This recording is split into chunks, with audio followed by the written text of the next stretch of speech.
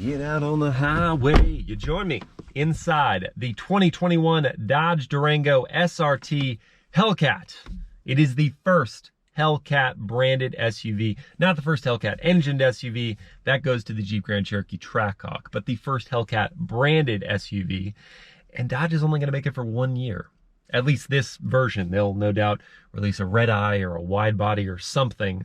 But this vehicle they're only making for 1 year, and it is the world's fastest 3-row SUV. Shares that title with the Alpina XB7. But hey, both can hit 180 miles an hour, and this family SUV has 710 horsepower. That's nuts. That is nuts to me. But does it look it, or does it just look like a Durango on the outside and inside? We're going to go into that today and see, as a value proposition, how it competes with vehicles costing significantly more money. This is the only way you get this kind of performance for under $100,000. If you want to spend over $100,000, you've got options. You've got that Alpina I just mentioned, the Mercedes-AMG GLS 63, and the Tesla Model X. Which is best? We're going to find out today on Miles Per Hour. And there it is, the Dodge Durango SRT Hellcat. Yes, a Hellcat branded SUV. We've waited. We had a Hellcat engined SUV in the Trackhawk, but now we've got a Hellcat branded SUV. This one right here is painted in reactor blue pearl coat. And yes, it's blue, but it also has some gray to it. It's a nice blend with metallic flake on the surface of that paint. And if you like this color, you'll also like that it's free. Heck, any color on the Durango Hellcat is gonna be free. That's nice. You know what else is nice? The channel. And if you haven't subscribed yet, I would encourage you to do so, because you'll get access to POV day drives, POV night drives, live Q&As, and reviews like this one on the daily. So go ahead and hit subscribe and tap the bell to get notified so you don't miss out.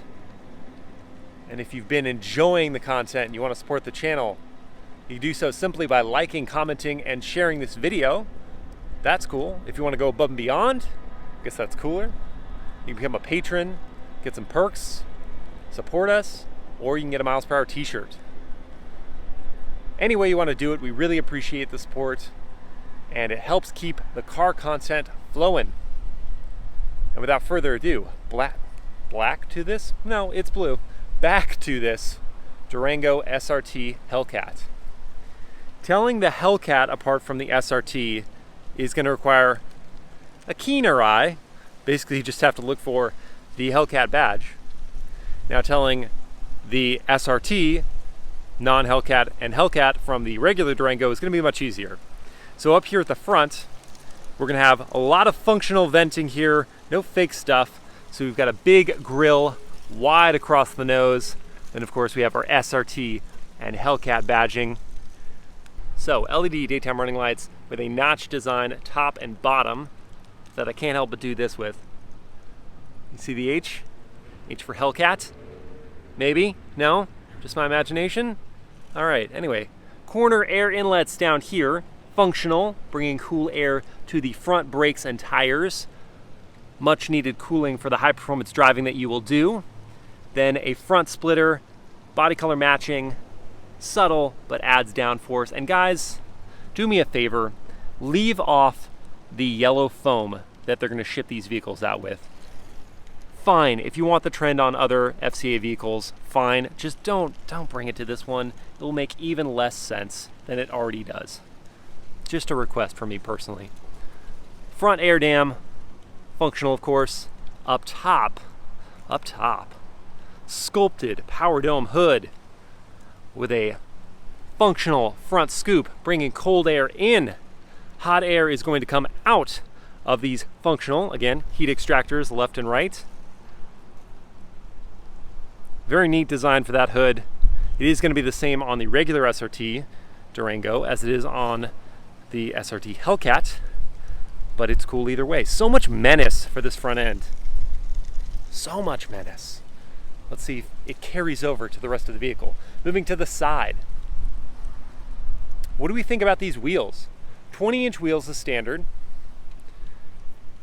That I'm just not super excited about.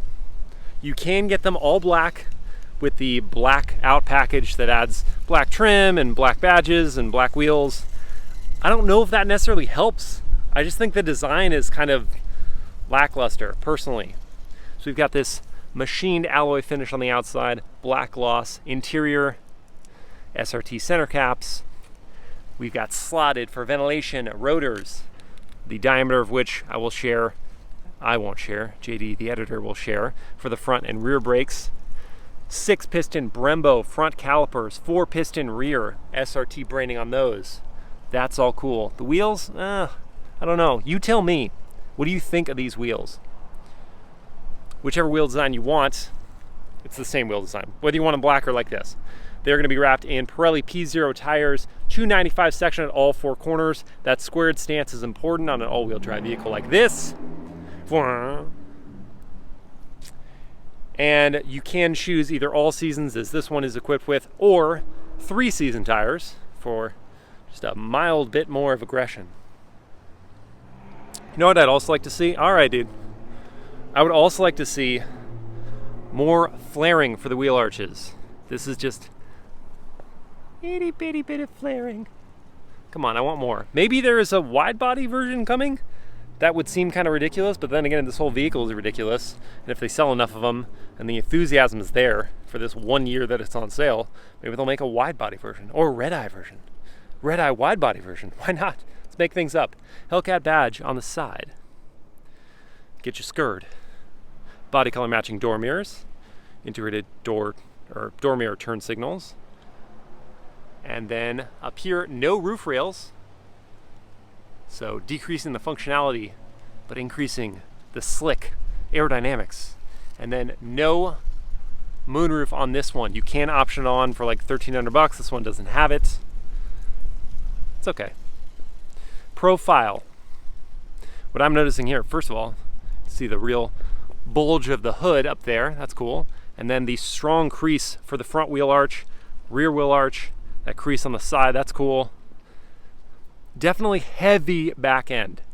That, I hate to say it, almost looks a little minivan-esque, especially as you get to the rear 3/4, which I'll show you in one sec. But that's the only drawback to the profile. I think like if you visually, hang on, how do I, there we go, do that. It's cool. That, a little hefty. Hefty. Wimpy. Rear 3/4 now. Now you're really seeing it, right? Seeing that just pop out at you. I know, it's for cargo, it's for people space. We'll get to that in the interior, but it's just my thought. Oh my gosh. Guys, I have to go turn on the taillights again. And we're back with the taillights on. So we can see them span the whole width of the tailgate. They border top and bottom that Dodge spelled out. That's pretty neat. Up here, we have got an SRT specific roof spoiler. That upturned portion, that contributes an extra 400 pounds of downforce at 150 miles an hour. Other things to call out. We've got the SRT Hellcat badge there on the right. On the left, Durango and Dodge 4 logo, indicating this is an all-wheel drive 4-driven wheel vehicle.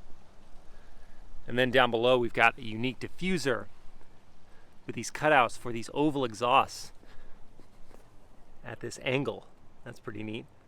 Integrated nicely, but also powerful. Slick and powerful. That's kind of how I would sum up the exterior of the Durango SRT Hellcat. I think it could be more powerful with flared wheel arches and some different wheel designs. But sum and total, I like it. I like it quite a bit. You gotta know what you're looking for to realize it is the 710 horsepower version of the Durango, and that's kind of fun. All right, let's hop in the interior and see what we've got going on. And on our way in, we'll note we've got smart key access. So you leave the key in your pocket, just pull on the door handle to unlock it. To lock it, you press that button right there. That's for these front 2 doors, not for the rear ones. Open up, take a look inside. Looks like a handsome cabin to me. And a low optioned cabin. Just 2 options in this model right here. We've got the premium group which brings a swanky Alcantara headliner and forged carbon trim, which honestly looks like marble. Pretty cool. It also reminds me of the chopped carbon trim of Aston Martin vehicles. So you get that same cool look for a fraction of the price. $2,500-ish for that group. The second option is blind spot monitoring. See the triangle? There it is. And rear cross traffic alert for $500-ish. So with those two options, brings the price tag for this model right here just over $86,000. And that means that everything else we see in this cabin is going to be standard, including these leather and Alcantara seats. Nice, thickly bolstered. The Alcantara is going to help hold you in place. If you don't want that, you can choose full Laguna leather seating surfaces for no extra cost. And those might age better than Alcantara. Alcantara looks cool at first and then starts to look a bit ratty. So you can choose Laguna leather if you want. Either way, you're going to get SRT and Hellcat stitched in the backs of the seats. Get this silver contrast stitch around the headrests and on the seat borders. Power adjustments, four-way lumbar, power controls here, backed in plastic, supercharged tread plates, and this has some depth to the lettering. SRT on the carpeting. Aluminum plated brake and throttle.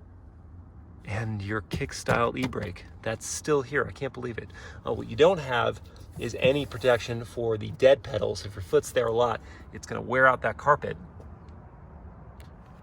And here we've got some harder, cheaper plastic leading up to this surround for your light controls.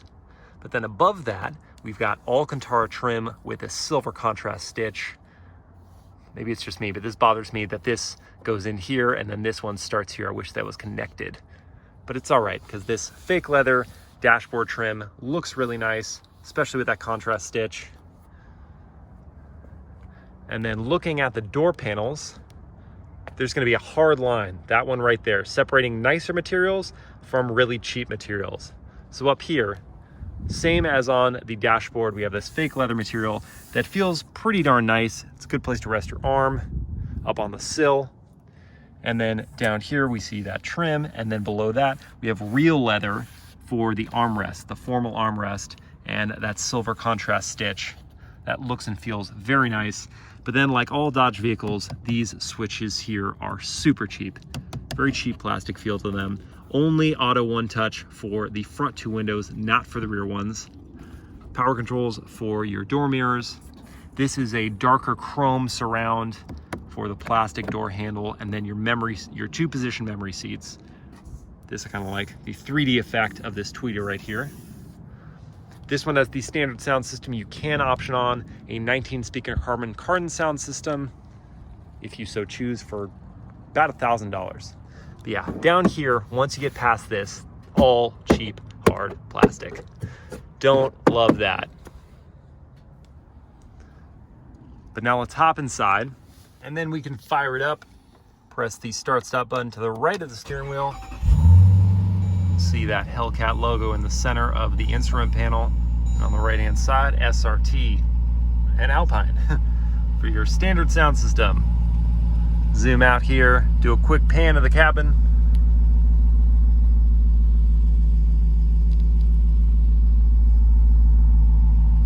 And then let's close up this door. Good solid sound there. And time to dissect the steering wheel. I've got some complaints here. So you've got SRT and chrome right there, cheap chrome border there, whatever. Hard plastic backing that covers the horn and airbag. Below that though, plastic continues. Why is this not metal? Why is this cheap plastic? It would be even better if it had that forged carbon trim there, but hey, I'm not gonna get too demanding, but this really doesn't feel good. Granted, you're not gonna grab that all that often, but as you do hand over hand for making a U-turn or something, you will grab it and you'll be reminded that it is cheap plastic. The rest of the wheel border is in leather, and that's nice. You've got perforation at 9 and 3. You've got silver contrast stitching to match the rest of the cabin on there. And then we've got cheap plastic controls to the left and right.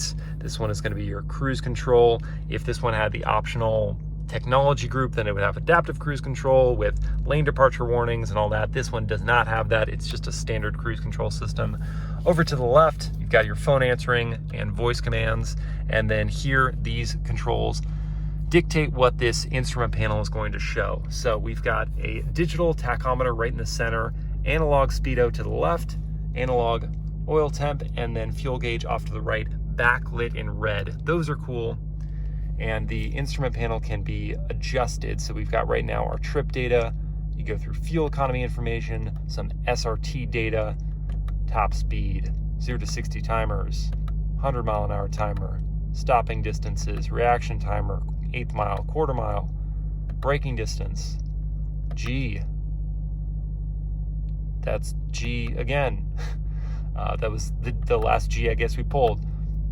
Then we've got our lap timer, lap history, and we're back here. That's the top speed. So that's the SRT modes. Go up here to see some vehicle information, intercooler coolant temperature, tire pressure, coolant temp, trans temp, oil temp, oil pressure, oil life, battery voltage, intake air temperature, engine torque, engine power. Yes, I'm doing all these. Air fuel ratio, boost pressure from the supercharger. So that's all that. Go up one more. Just have your digital speedometer in the center or a blank gauge. You can have a speed limit warning. Vehicle diagnostics is going to be right here. You can change up some of the information on this instrument panel. Messages, media, and back to trip. Up in the right-hand corner, you've got your outside air temperature. I think in the things that you can change up what's showing up there in the left corner, or right corner and left corner. That's pretty much it. And then, of course, you've got your gear off to the right-hand side. Quarter drive, changes to D. See? Look at that. So that's all the information right there. Back to the steering wheel for one quick sec, because I just need to complain. I need to complain about the half paddles. So we've got these cheaper plastic. They're gloss finish, and that's nice. But you go behind them, and you're like, oh, it's just a portion of a paddle. It's like a half paddle, and worse, the place where the paddle actually sits, let's zoom out for a sec, place where the paddle actually sits is not where your hands are gonna go at 9 and 3. If your hands are at 9 and 3 right in here, then you're gonna grab with probably your two middle fingers, your index and your middle finger, which leads you to the controls on the back here for your infotainment, for your volume and seek and all that. Where you actually are gonna have to have your hands to do the paddles with the thick of your fingers is gonna be up here at 10 and 2, which is not where you're supposed to have your hands for performance driving. So that just doesn't seem well thought out. Yes, you could reach up from 9 and 3 with your pointer finger and grab the paddle, but that's just, it's not super comfortable. It doesn't give you confidence when you're driving. It's the same deal for the right paddle. It's a half paddle with more controls for infotainment settings. Make them full paddles. This is the full-on SRT Hellcat model. Make those full paddles. That's my rant. That's my rant about it. But the shape of the steering wheel, the flat bottom is cool, and the leather and all that's fine. Now we can look at the infotainment. Before we do though, I want to point this out. One, these air vents have this cool chrome design to each of the air vents. And I like the continuity there. It's a cool visual cue. And these, I'm gonna zoom in. These little grippers are textured. Gives you a nice place to grab onto to conduct the direction of the air vents and close or open them. Or rather, that's the closing and opening, but directing them is there. So that's a nice touch. I like the design cue. Now we're looking at Uconnect, and this is the Uconnect 5 system. The new Uconnect system, it's 5 times faster than the Uconnect 4 system. It's on a 10.1 inch screen, big, beautiful, does get a bit of glare from the sun, but because this one especially doesn't have a sunroof, again, something you can option on, but this one doesn't have it, gets less glare. You're gonna get some from the windshield, some from the front glass, but not too much. But I really like how this infotainment's set up. It's very logical. You've got shortcuts that you can bring down here, and you can reconfigure those. You've got all your seat controls. You just press that button there, or there are redundancies down there that I'll get into in a sec.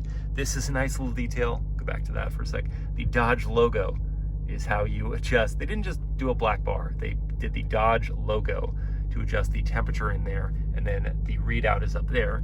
If you want to turn on steering wheel heating, you can do that there. Hey, come back. If Your seat heating or ventilation is there. You can sync it between both sides. And okay, we're done, all right? This brings up your profile, your driver profile, where you can set up preferences. Notifications are up here, your Wi-Fi hotspot, your backup camera button here, and this you can see takes up the full 10.1-inch screen. It is not the highest resolution backup camera, but you do have trajectory as you turn the wheel. Then moving on, voice commands up there, the same kind of climate settings over to the right-hand side. And from here, let's go back to home, where we see one of two home pages. You swipe right to get to the second one. You can set up the order of the pages by going to My Pages, Reorder Pages, and furthermore, you can set up the individual widgets that you have on the pages, these tiles here. You can control them by going to the edit icon in the top right-hand corner. These are all of your options. You can even remove the widget if you want to clean it up, declutter it. Very customizable, super easy to use. I love that. Down here, media information, Sirius XM radio. You have Apple CarPlay and Android Auto. Wireless are for 2021, and they take up a good portion of the screen. I'll show you some B-roll from that. It's not completely native, like in BMW vehicles, for example, where it takes up the whole 12.3-inch display or whatever it is, but it's pretty close, and it's a good user interface. Getting to comfort, aka your HVAC controls. We've got, again, your Dodge branded temperature controller over here, and then I love this detail. Street and racing technology means we're gonna get helmets on each of the people icons for your front and rear zone of climate control. That's a fun detail. 3 stages of heating for the driver and passenger, and 3 stages of ventilation as well. Along with your heated steering wheel icon there. These are your fan speed adjustments, auto climate control, recirculating the air. All of these are going to be redundancies down here. Navigation. The nav system is crystal clear. The graphics are sharp, super responsive, loads fairly quickly. This is just a big upgrade for Uconnect 5. Phone is we're going to sync up your device. And then we get to SRT, where we've got our performance pages, drive modes, race options. Go to controls. You can fold the headrest from here. There they go. And you can also access the rear view camera from here. Settings, further settings for your safety features and other stuff for your infotainment. But back to SRT, performance pages. Love the new skins that they've got for these pages, but they're still giving you the same information, your reaction times, your big data points, your benchmark data points, 0 to 60 in quarter miles and all that. Gauges, all of that good stuff. You can even expand these to go deeper. Instant dyno, G-force meter, and some angles. I guess that's going to be for off-roading, question mark. Vehicle dynamics, you can see the steering wheel angle in real time. It's pretty cool. And then going back to SRT, we can go into drive modes. Again, new skins here compared to the older Uconnect system. You've got a custom mode, we can custom setup, transmission, paddles, all-wheel drive system. Do you want 50-50 split of that power? Do you want it to go more rear bias? Stability control, suspension, and steering. 3 modes for each of those, except for all-wheel drive system's got a street mode. So that's a setup your custom. You've got a track mode, puts everything in its most aggressive setting, turns off the traction control system. Sport mode, more rear bias, more fun. Auto mode, just gonna leave it to its own devices. Snow and towing mode. This vehicle can tow up to 8,700 pounds if you have the optional tow package. And then there's an eco mode here if you wanna save fuel, which this vehicle desperately needs to do with its fuel ratings of 11 city, 17 highway, and 13 combined. 13 combined, guys. Race options. Diving in here, here's where your launch control system is set up. You can have shift lights. You can set up where you want it to launch from. I'm gonna say 2,000 RPM, that sounds about right. So that is cool. And that's gonna bring us to the last bucket, this apps icon. And apps is an open interpretation for FCA, clearly, because you think things like, yes, Alexa and Spotify and those kind of things, but actually there's an app to fold the headrests or heat the seats or the steering wheel. It's just sort of a catch-all is this bucket. That's okay, that's fine. You can add favorites, and so it makes it a lot easier for you. That is your Uconnect 5 tutorial, in depth though it was. This is a big upgrade for FCA. I really like that system. Down here, love this just as much. Having redundant buttons so that you can keep your attention on the road ahead, not have to be touching the system if you don't want to hunt around for things. You have a physical mute button. You've got a textured volume knob. You've got seat heating and ventilation, your climate controls, more climate controls, air vent, more climate controls. Your steering wheel heating is there. You've got parking sensors there, traction control, hazards, launch control, and your SRT pages are there. Further down, we've got so many ways to power your smart device. You've got a USB-C, 2 of them, 2 USB ports, and an aux jack in there. Then we also have wireless smartphone charging and a nice cutout for your device so it doesn't go sliding around. Here's your red SRT key, giving you access to all 710 horsepower with the Hellcat logo there, and SRT in chrome on the other side. You've got unlock, lock, tailgate opening, and remote start along with panic. And I like this leather holder they give to us, it's nice. So just a catch-all area in there. And then we've got illuminated cup holders, look nice, along with this forged carbon. I like the trim on the insides here. Oh, just on this side, JK, just on this side. And then you've got Alcantara with that silver contrast stitching on the borders that just feels very nice. This is a higher quality plastic, certainly, than those awful window switches. This is really nice, high quality plastic, as is the plastic surrounding your gear selector, your drive selector. It is a gear selector because you go into manual and you can select gears that way, but it's also a drive selector, park, reverse, neutral, drive, in that order, along with a leather topper, where it's gonna be nice to, when you're in drive, rest your hand there and your thumb trigger there while your arm is on the armrest. Key holder slot thing in here, or a place to collect dust. And then your leather cushioned armrest. That's very, very nice, along with the silver contrast stitching and 2 layers to open up this center console. You've got a shallow layer where you might stick car keys. And if you hate that noise, you won't stick them in there. You've got a DC socket and this bigger cubby down here. What's that? Oh, that's the DC socket cover that I'm feeling. So yeah, that's really nice. And then over on the passenger side, more of that fake leather topper portion, more of that forged carbon for the inlay. That's fun to look at, as is the Alcantara with the silver contrast stitch. And then down here, cheaper plastics. I already showed you the DC socket there. And the glove box is, it's okay size. I would almost expect bigger for a 3-row full-size SUV like this, but it'll do the trick. And then looking up, oh, the cheap plastics. Oh, the cheap plastics don't like you. I do like the Alcantara headliner, but no, I don't like the cheap plastics. I also don't like the fact that these are not LED dome lights. You can control them there, or you press these buttons, but why are these not LEDs? This day and age, come on. And then your sunglass holder does have some cushier material so you don't scratch up those sunglasses, but this is all just so cheap. Cheap plastic housing for your rear view mirror. That's what I was trying to say. And then in here, come on, focus. That is the dimming for the rear view mirror. Looking at the visors now. Fold these down, nice and thick. It's a thick visor, plastic, but a nice, good-sized window, mirror. Man, I'm struggling. Mirror with lights. Slide that over, and yes, it does slide. It slides all the way back too. That is important. I wish there was an additional visor there, but what can you do? No head-up display, not an option on this vehicle. So with that, it's time to hop into the rear seats. What do we got going on back here? Wide opening doors. I love that. Love how wide the doors open. Makes it so much easier if you've got a car seat that you're dealing with, or just have to fumble around back here. You're not butting up against the door, and it's gonna make it so much easier to get back into that 3rd row. Should we work backwards? All right, let's do 3rd row first. To access it, pull once here, and then again, which will pop it. Can I do it one-handed? Yeah, couldn't do it one-handed. Had to do it two-handed, that's all right.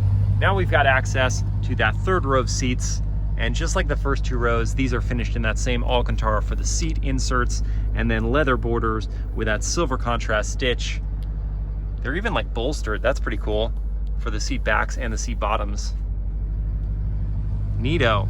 We've got this nice wide opening here for me to get back easily. And look, oh, this is cool. Got a speaker, just like the A-pillar tweeters. Speakers just kind of jutting out at you. Nice 3D effect. See about the leg room. So 6 foot tall adults. I've got a bit of knee room. I've got large foot pockets. I can slide my feet under there and decrease some of the knee angle. How about the headroom? Well, if I'm kind of like sitting forward at a slight angle, then I've got headroom. If I want to rest my head back though, then it's on the headliner. So just something to note. If you've got 6-footers back here regularly, they're not going to be super comfortable on long trips, but you can make it work. Over here, your armrest is not leather. It's like injection molding. There's not too much give there. It's going to be okay in a pinch. You've got cup holders. What you don't have are any outlets. So you've got no USB, no USB-Cs for this third row of passengers, which is going to get old. This is kind of fun too. Look at this. Look at all these little like things, appendages coming out of the headliner. It's more obvious when it's an Alcantara headliner like this, but you've got your air vents. That's important. You've got lights for the left and right hand side. Here you've got your speakers, more air vents, more lights, and climate controls up there. Let's just do it. Let's throw this down and see what that looks like. Yeah. All right, so yes, each passenger could have a nice space for their foot, their outer foot, while having this one slide under. That's pretty comfortable. Good to know. All right, now moving forward, moving on. Can I make the, yes, I can do this. All right, so now sitting in this seat, here's my legroom situation. Plenty of knee room, good sized foot pockets to slide my legs under. Headroom, no issues there, plenty of headroom. This seat angle can increase or decrease pulling on this lever. Now I'm reclined, chilling in the back of the Durango Hellcat. Up here are your air vents, your fan speed, your temperature. Not cool like LEDs or LCD displays, but hey, can't complain. Back here, I've got air vents, open and close those. Down here, USB ports.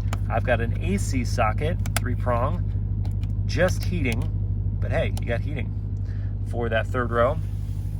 So just the 2 USB ports, not USB-Cs. But again, there's just an abundance up there. So I guess what we could do is have these 2 pass-throughs for the third row and have the front passenger share. But you just got long cord situations there. That's not ideal. 2 more cup holders here. This rubberized bottom with Dodge written out. You can equip this with a center console here that's going to add more charging ports and a place to store stuff in there. This one is not equipped with that. That's like $600 option. It might be worth it if you're not needing this pass through all the time. But then that will interfere with the legroom for the third row of passengers.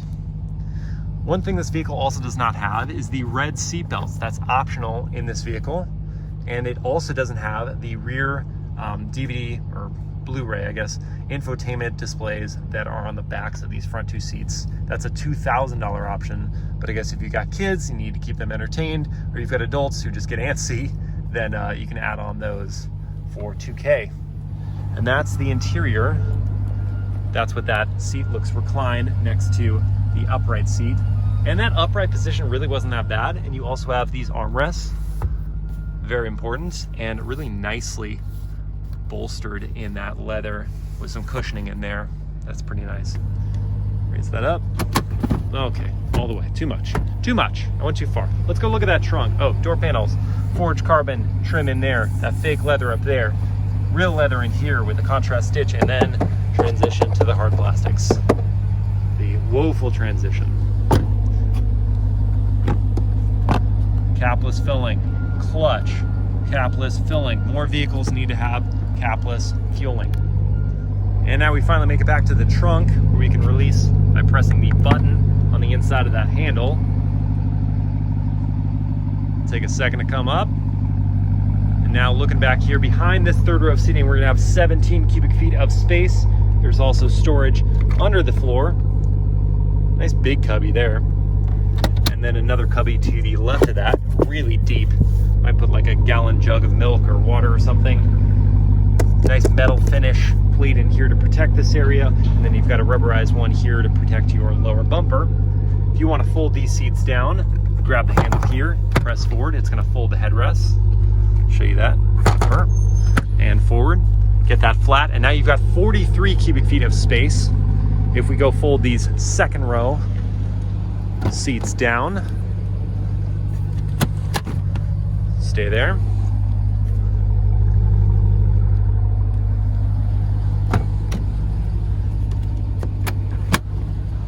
Now we've got 85 cubic feet of space. This is a very long, wide vehicle. Lots of storage capacity in the back of the Durango SRT. So many versatile options. If you want to raise this third row, you just grab this handle right here. So yeah, no power controls, but this is pretty darn easy. If you got to do it manually, might as well have an easy job for yourself. So that is the third row. We've got a DC socket back here. Yes, this is all going to be plastic, and it's probably going to scratch a little bit, but it's okay.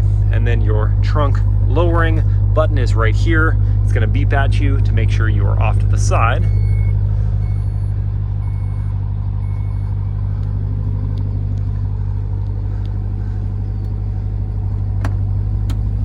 Close nice and tight. And with that, we've got two last steps. What do we think they are? Two last steps before we start driving. Well, we know what one of them is, right? It's going to be the big bottle test. Where would we be without the big bottle test? So let's see, these front cup holders. Do we have a potential? Nope, that's not going to work. This, I mean, yeah, I guess that kind of works.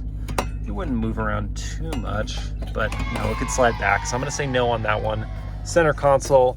Obviously, we're not going to do the shallow one. We're going to go straight into the deeper one. Will it fit? Yes. Yes.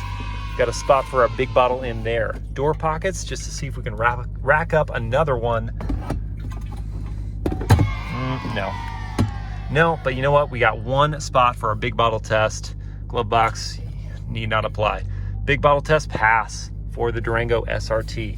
And now, the best part. Let's rev it up and go for a drive.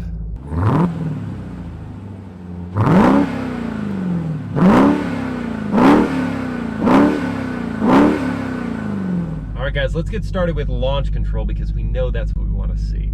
So in the Durango Hellcat, you can do that by going to either sport or track drive mode, and then you can go to race options to set the RPM at which you want to launch. I want to launch at 2,300 RPM because 23 and 2,200 is the fastest I've been able to get the 0 to 60 on this one. And then you can hit the activate launch control there or press this button down here. We're going to just press the big green button. So we've got that going. Full brake left foot, apply full throttle, let go, and here we go. Oh, mercy. That doesn't feel right. That doesn't, I like it, but it doesn't feel right. Not in a vehicle this big. Okay, from here, we are going to go back to track mode because we're gonna get into some fun drive modes. Track. Let's also go ahead and go into manual mode so I can use these paddles up on the steering wheel. And away we go. Short shift first and get on. Flying frenzy. Oh, is that my back? I don't care. Holy Hannah.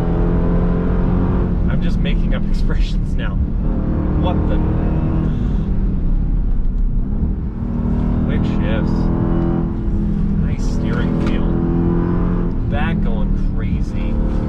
Wow, it feels stable. Is this really the high center of gravity that it looks like on the outside? Because that didn't feel like it in those corners. That did not feel like it at all. All right, we're flipping around and we're doing it again. I'm sorry, backpack. I apologize. And we look clear. Let's flip it. Turning radius test. It's okay. It's okay. Not great, not terrible. And away we go. Again. The sound at full throttle is insane. And of course, the speed. Okay. Brakes are good. Wow, to bring something over 5,000 pounds down like that is crazy. Steering feel, little light on center, but it picks up the resistance and feel as you're turning the wheel. They run. Man, jeez. This adaptive suspension is amazing. It's amazing to manage any sort of body roll. There is just a little bit of body roll, which is not what you should be saying physically. From a physics standpoint, that's not what you should be saying with something this tall doing what it just did through the corners. Okay, so let's dissect that as usual. But first, let's take it out of manual mode and put it in sport mode so that I'm not having to shift paddles while I'm talking to you. All right, one thing I'm going to stand corrected on right away is that these paddles, they frustrated me at first that they were half paddles when I was looking at it in the interior walk around, but in motion, it's not that bad. I can still get to them with my middle fingers. It's still just not as great as if they were full paddles going down the backs of the steering wheel. Obviously, I would love if they were mounted to the column as well, but hey, they're mounted to the steering wheel, but you can get to them with your middle fingers there, so you can still stay at 9 and 3. It just rises your hands a little higher on the steering wheel than I would love. Just personal preference. But let's go specs. 6.2 liter supercharged, 2.4 liter supercharged HEMI V8 motor, making 710 horsepower and 645 pound-feet of torque. You heard what that sounded like, but let's just do it again.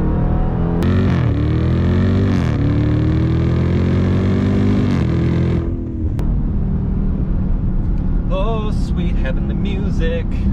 Yes, Dodge says 0 to 60 in 3.5 seconds. I myself have seen faster, 3.4 seconds. And that's not on a drag strip, that's not perfectly all environments, you know, the right temperatures and all that. I did get the tires warm, but 3.4 seconds, that's according to Dodge's timer, so maybe it's super optimistic, but I think it's possible. And independent tests have shown this vehicle getting to 60 faster than that 3.5 seconds, and I believe it based on what I just experienced. I definitely believe it. In the corners, this adaptive suspension is really phenomenal. I'm shocked what they're able to do here, especially not having like anything sophisticated like active anti-roll bars or all-wheel steering or anything like that. Dodge is just kind of doing this the old-fashioned way, and it works out. This vehicle really handles itself so well in corners. It's amazing. And of course, in a straight line, it's sensational. The sounds it makes, the supercharger whine is ever present, and it's just such a sweet noise. You can tap into it when you're going slow, just feed into the throttle slowly and you hear that whine in the background, or when you go full bore, you hear it just barely over the full sound of that HEMI V8 motor.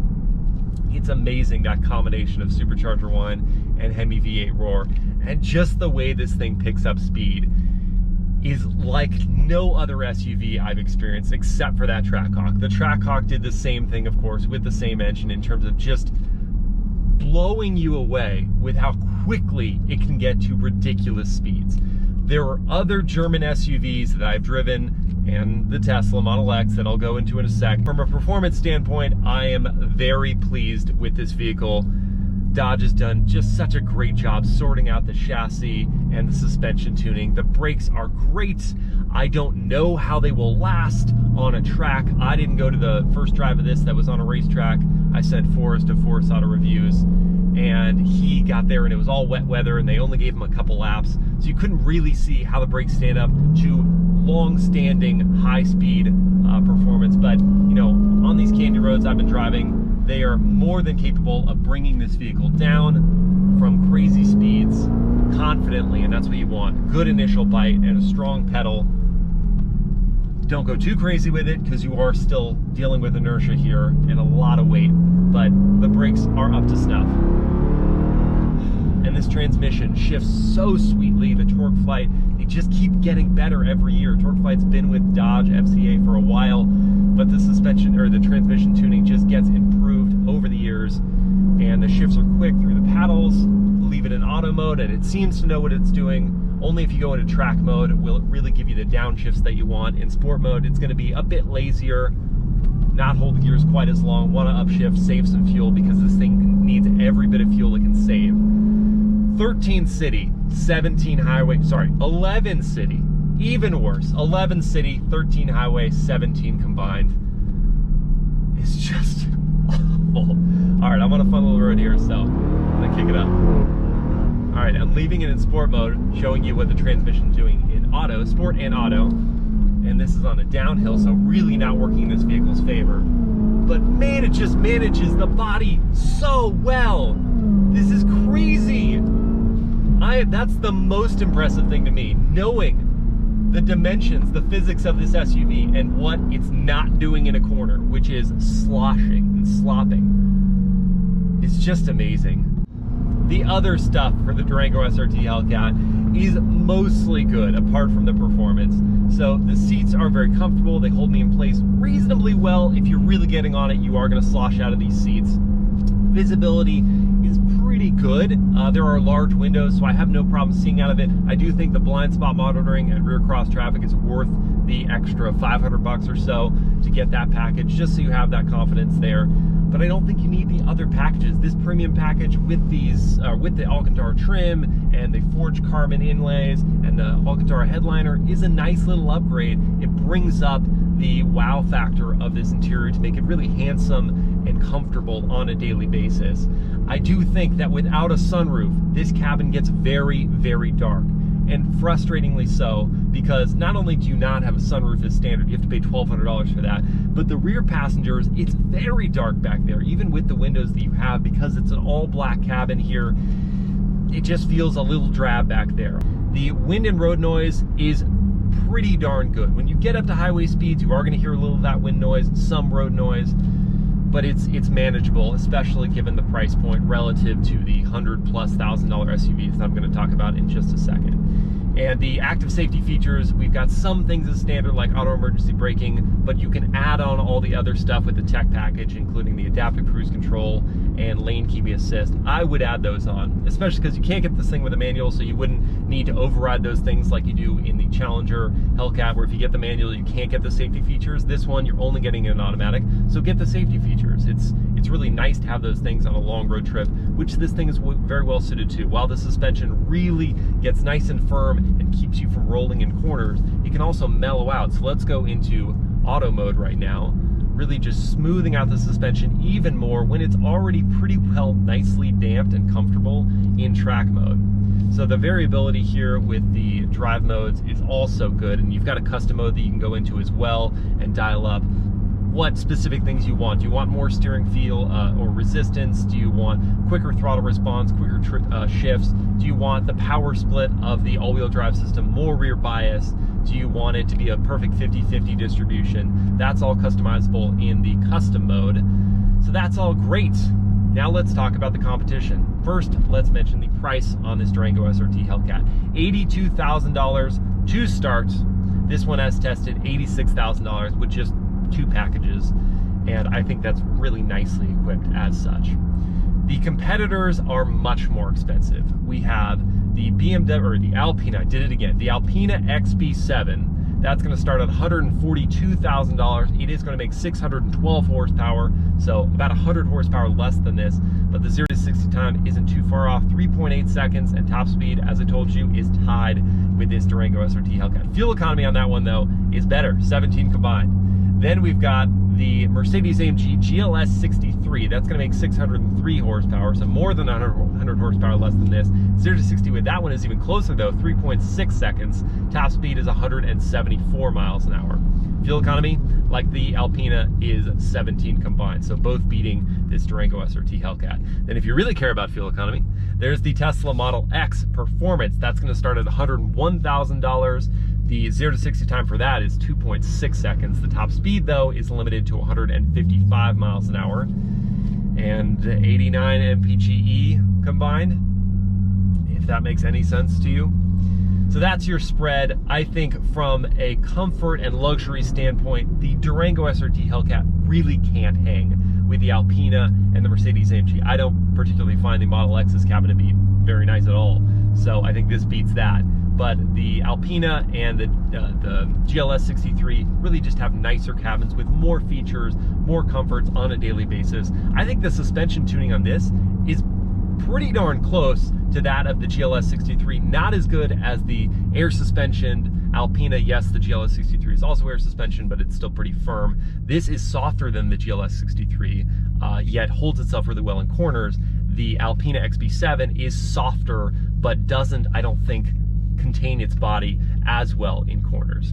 So I think the Durango SRT Hellcat really shines.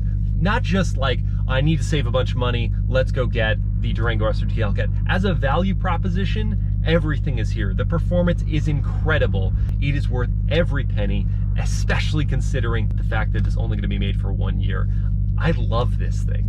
I really love this SUV. I know Dodge is going to sell every one that they make, and the people who buy them are making superb decisions. I believe this vehicle is going to hold its value extraordinarily well, especially if Dodge doesn't go crazy with additional variants to the Durango SRT Hellcat. So that's my take on this vehicle. Let's finish it off in manual mode with a couple crisp upshifts. Did I mention it's an 8-speed? It's an 8-speed. There you go. End that video. I'll see you guys next time.